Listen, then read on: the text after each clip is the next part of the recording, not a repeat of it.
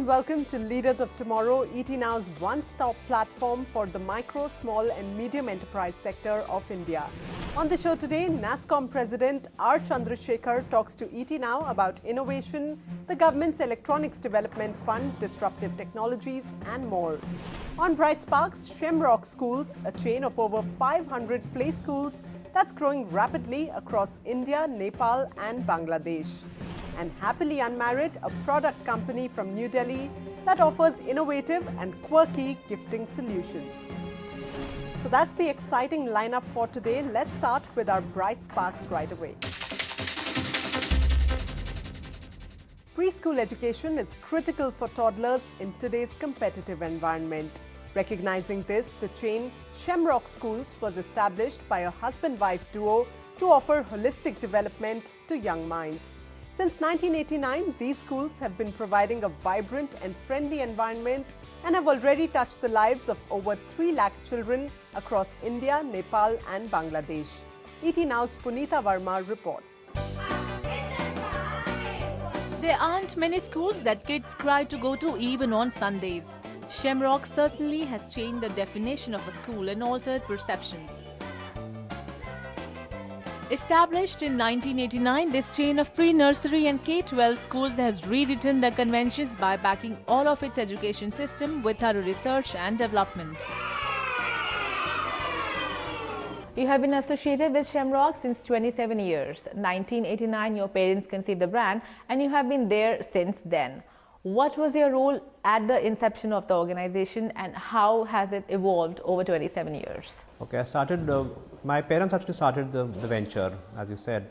So we had just come back from England and my parents realized the difference in preschool education that is being offered in Delhi and what I had gone through in England as a preschool and a primary school child. We started our first preschool with colorful interiors, bright ideas to have child-centered learning. So people were very skeptical of what kind of teaching is this, what kind of school is this?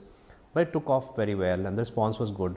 So I, as a good student, as a good child, was helping my mother wherever I can, giving my ideas, having studied through those preschools so I could share my inputs of why don't we do it this way. In 2002, you took over as a managing director and I believe that was the beginning of the corporate journey of Shemrock.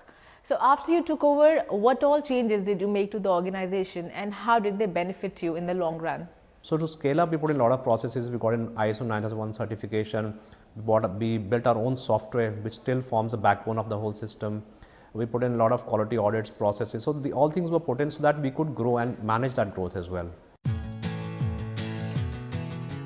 Started by Dr. D.R. Arora and Bimla Arora, the parents of Amol who now heads the organization, Shemrock was the first institution to have adopted the philosophy of alternative education for kids aging 3 to 5. A new fun-filled way of making kids learn struck chord with parents instantly. Shemrock says it was all R&D driven and nothing was experimental. You are expanding at a very fast pace and when you do so, there's a very strong possibility of a trade-off between growth and quality. How are you maintaining the balance between the two? For us, growth has to go hand in hand with the operational support. So we spend a lot of our time, energy and resources into supporting our branches, right from the setting up of the branch to the recruitment of the school head, to the training of the teachers, to the creation of the research-based curriculum. All these aspects are taken care of by us at the head office. The company had 3 distinct phases of expansion. Ever since Amol took over in 2002, there has been rapid corporatization of the company. With Meenal's entry into the company, the management and back-end operations are strengthened to support the aggressive marketing and expansion of brand Shemrock. You are the brains behind the concept and philosophy of Shemrock, the institution of education. And you claim that there's a dearth of R&D in education sector. Why would you say so? And if there is such dearth, how are you filling the gap? Here at Shemrock and Shemford, we begin with the child. We do all the research, we find out what are his learning milestones, his developmental milestones, his learning styles, his interests, his questions, and accordingly we frame our curriculum. And that is why it is made to be so interesting that children want to come to Shemrock and Shemford even on a Sunday. The company, along with all its franchisees, registered a revenue of 100 crore rupees this financial year. Making an unprecedented expansion since 2008, Shemrock has set up over 525 branches across India and abroad. The expansion rate was so high that it has even been registered in the Limca Book of Records.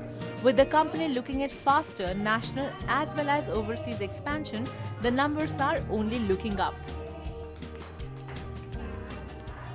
You have already established yourself as a well-reputed brand in the country, and you have also gone overseas and established few branches there as well. What is the way forward from here? I think one is, of course, we'll keep growing across the country as well. We see a lot of potential right now. There's a lot of potential. We're also in talks with in different countries as well. So Southeast Asia, Northern Africa are two countries where talks are going on, Sri Lanka as well. So we expect that Brand India will take Brand India forward. The company essentially works on a franchise model. Amol says that initial brand sharing came uninvited. The franchisees came seeking expertise to establish pre-nursery schools and ended up adopting the brand altogether. But now Shemrock branding does not come easy. The owners are firm on maintaining the replica of their original teaching model. Any deviation may lead to the franchise being stripped of the brand. Basically, you're working on franchise model. What are the pros and cons of adopting such kind of model for an education institution like yours? We don't call our franchise development as franchise sales like normally people. We're not selling, we are recruiting. So A is identify the kind of people which will make a franchise successful. So we look at if something does not do well, we pick up and learn from that what could we have known before, done differently so that this do not happen. So whether that location was really outside the city, maybe that city was not ready for a preschool, maybe that person was not built, maybe didn't have the investment. So those things we put as criteria for selection as well. So when we are recruiting franchises, we look at these aspects very critically. That if they don't match up to our standards, we are not scared to say no, and we have a very high rejection rate as well. In a country where education is only a means to make it big in life, Shemrock has launched a unique initiative to give a right start and better nurturing to children. The company has certainly taken a big leap above the decades-old education system and seems headed in the right direction. Our next bright spark today is Happily Unmarried. Two friends who couldn't find impressive gifting solutions decided to turn entrepreneurs. Today, their company designs and produces a whole range of quirky products that you just cannot find elsewhere. ET Now's Libza Manan caught up with the founders of Happily Unmarried. Happily Unmarried is the brainchild of first-generation entrepreneurs Rajat Tuli and Rahul Anand. In 2003, the duo began an entrepreneurial journey with the aim of selling out-of-the-box products in a market of conventional home decor and gifting merchandise. For Rajat Tuli, the idea of Happily Unmarried was to bring to fore the lifestyle of single Indians with happy hearts. Rahul and me thought that, look, there's an idea. Why don't we set up a company which will do different things that young people want? We want to do a lot of things, from providing accommodation to doing interesting products that they can use themselves or gift to their friends. So everything. And we wanted a name which would just somehow say a name which is young and would not necessarily tell you what it does. So Happily Unmarried fit it in beautifully. It's young, it's fun.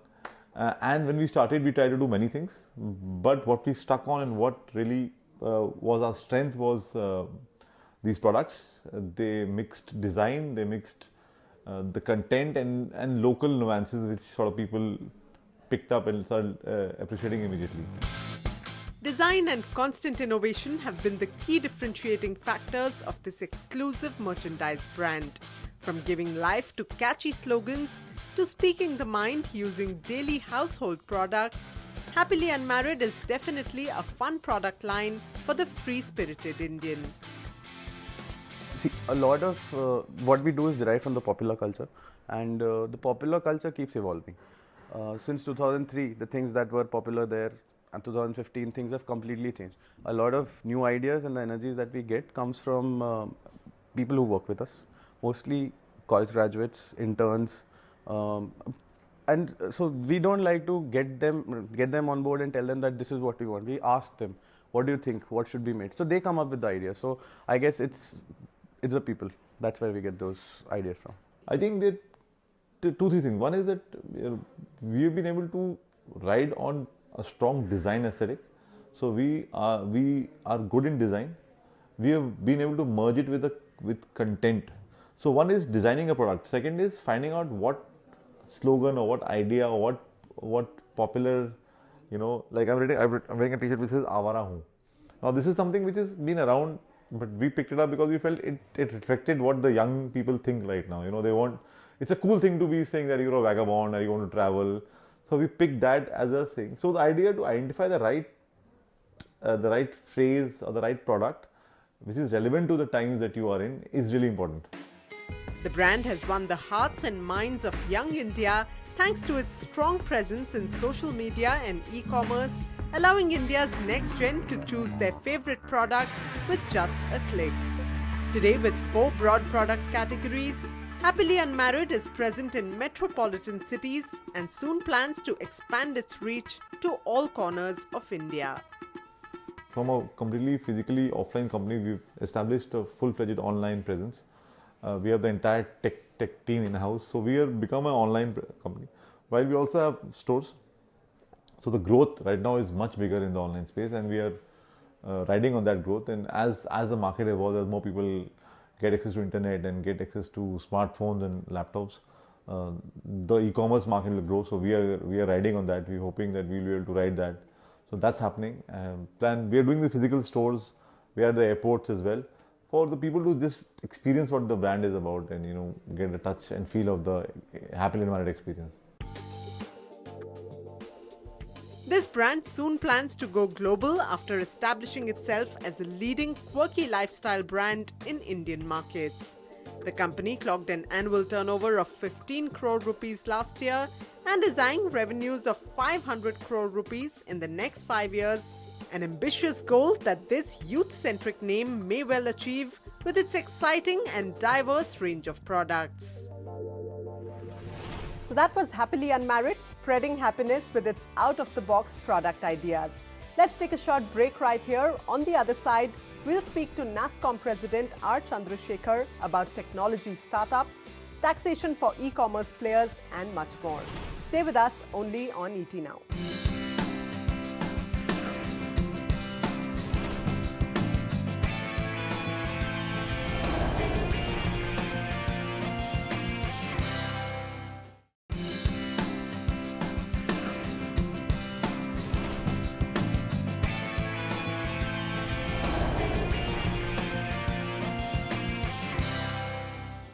Welcome back to Leaders of Tomorrow. On our Insight segment, we bring you the views of policymakers, academicians and leaders of India Inc. on subjects that matter to the MSME sector. Today on Insight, we are joined by NASSCOM President R. Chandrasekha. I caught up with him earlier to know his take on the need for uniform taxation for e-commerce players, the impact that NASSCOM 10,000 startups is creating, and his mantras of success for a small business. Take a look. What's your take on the current entrepreneurship ecosystem in India? Is the environment conducive enough for small businesses, or do we have a long way to go? I think the current environment in the tech entrepreneurship space can be said to be on fire. We have a very large number of entrepreneurs who are entering almost every day. We have the fastest growing ecosystem anywhere in the world. And I think the success of a few of the companies which had started earlier, which are referred to today as unicorns, which are $1 billion plus in terms of investment, have actually triggered a further spate of young entrepreneurs. Having said that, while it is this spirit of entrepreneurship and this fire in the younger technically qualified people that is driving this whole, in a sense, revolution. But on the other hand, I think that we are doing well, but we could do a lot better if the environment was a little more conducive. Specifically, this is in the context of the regulatory environment within the country. The number of e-commerce players has really skyrocketed in the last couple of years. But taxation is a huge concern for most of them across states. Is there need for a uniform taxation policy, and do you think that's coming anytime soon? No, absolutely. I think that there is every need for a uniform taxation policy, and the fact is that pending the GST coming in, which would automatically bring certain uniformity, the taxation is a state subject under the current scheme of things. Right. And therefore, different states have been following different norms, and in part this is also because different e-commerce companies also follow different models. Some follow the pure marketplace model, some follow other variants of that. So there are a lot of different variations in terms of how the e-commerce services are provided. But when it comes to the taxation treatment, then a lot of states are looking at it differently. The key point is, I think everyone from the central government downwards is talking about the benefits of moving to a digital economy. Yes. And we know that that brings a huge amount of efficiency in the market. And if we want India to be a strong economy, then it has to be an efficient economy. And the only way you can bring efficiency is to migrate more towards a digital economy, which enables a much greater degree of speed. But if you have a taxation regime in which a digital transaction end to end is the tax is incident at a higher level, or you have a greater tax incidence if it is transacted electronically than if it is then it happens in a manual mode, then you are actually retarding the migration to a digital economy. Yes. So therefore, it's important that looking at the electronic e-commerce as a facilitation, that end to end, if you look at the whole chain of taxation, then each one should be taxed for whatever they are actually providing. At NASSCOM, talking of NASSCOM 10,000 startups, what is the sort of hand-holding for startups that you're doing, and what has the impact been like so far? We've already had 3 rounds of getting applications and screening them, and under the program these startups are supported in many different ways. One is to provide them access to funding by bringing together these startups with venture capitalists, angel investors. That's one aspect. The second is to provide them with infrastructure in the form of incubators, which we call them warehouses, yes. Which are being done in different states where we have worked with the state governments. Many states have been very proactive in this area and are supporting this. Recently, the government announced the Electronics Development Fund, 10,000 crore rupees. Yeah. How much of that is going to focus on small and medium enterprises, and what really what makes a firm eligible to be considered for this? I think that is now the sort of operational details, as I understand it, are getting worked out. And this would work like a fund of funds and would actually spin off into many daughter funds, which would then be applied to different funds and different subsectors. So I think those are still things which lie ahead. But the fact is that a fund of this magnitude, which is also supported by the government, would undoubtedly have a very positive impact on the investment climate in this space. IoT has revolutionized the business landscape, mostly for large enterprises in this country. What is NASSCOM doing with respect to the Internet of Things, and how do you think this can help the small sector? Sure. I think we certainly recognize that the Internet of Things can be a significant game changer. It's already changing the way many things are done. And it's one of the disruptive technologies which can have a big impact in a country like India. Imagine the kind of changes which can come about in agricultural practices or in healthcare through the Internet of Things. So, what we are doing is we are also working very closely with the government, which has a policy of actually setting up centers of excellence. So, we are working with the Department of IT, and the first center of excellence on IoT is coming up in Bangalore. So, the idea is to not only enable people to come and test out their concepts on different platforms, to enable people to link up with academic and research institutions, to be able to have access to expertise that is required in those areas. So, a whole lot of different pieces which people need to support their own innovation, which would be for a particular activity or a particular limited purpose, would be supported through the Center of Excellence, and that is one key area. A lot of other, when you have this Internet of Things and you have connected devices and micro devices spread all over the environment, then you're also going to get mountains and mountains of data from all of this. And to make sense out of all of that data, it's important to develop the area of data analytics. And there also we are having a discussion with the government on setting up a center of excellence in data analytics.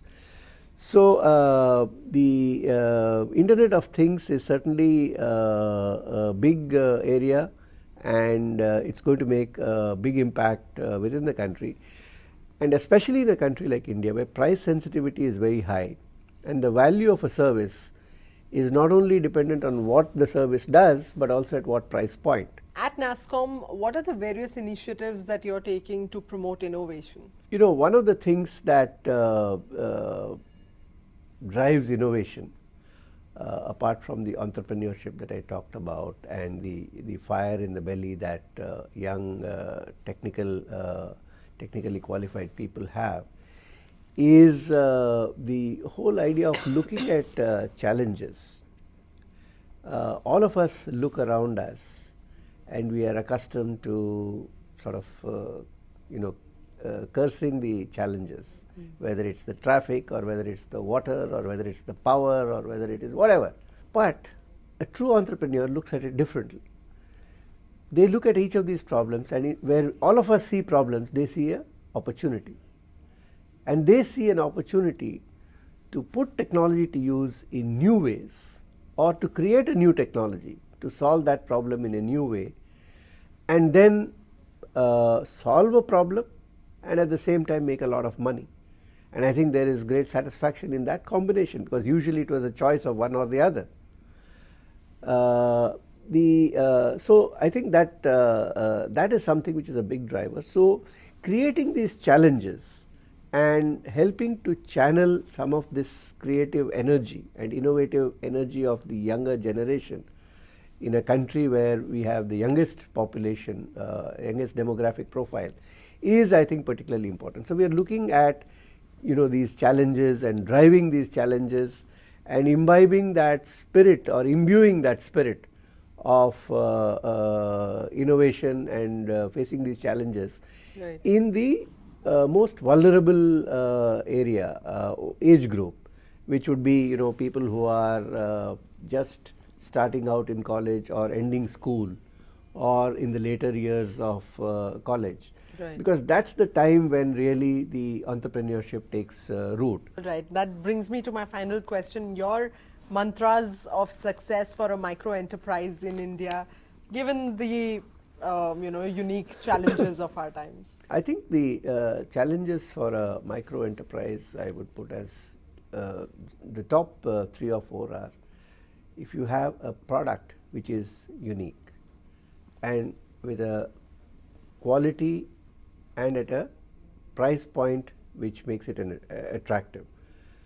The second is you have to be using technology both in optimizing your operations and in being able to reach your end customer. These are the two key factors for a micro enterprise. The third is that today there is enough finance that is available if you have the right idea. And there are again enough platforms available which help you to connect with some of these funding institutions once you have the right kind of idea. So look around for that and try to grow your business. So these are the top 3 in my view. Well, that's it on this episode of Leaders of Tomorrow, the platform that brings you discussions, solves your queries and celebrates your spirit of entrepreneurship. Feel free to get in touch with us on the email ID leadersoftomorrow@timesgroup.com or write into us using social media. Just remember to put in the hashtag LOT or just call us on the number flashing on your screen. Thanks for joining us. Goodbye.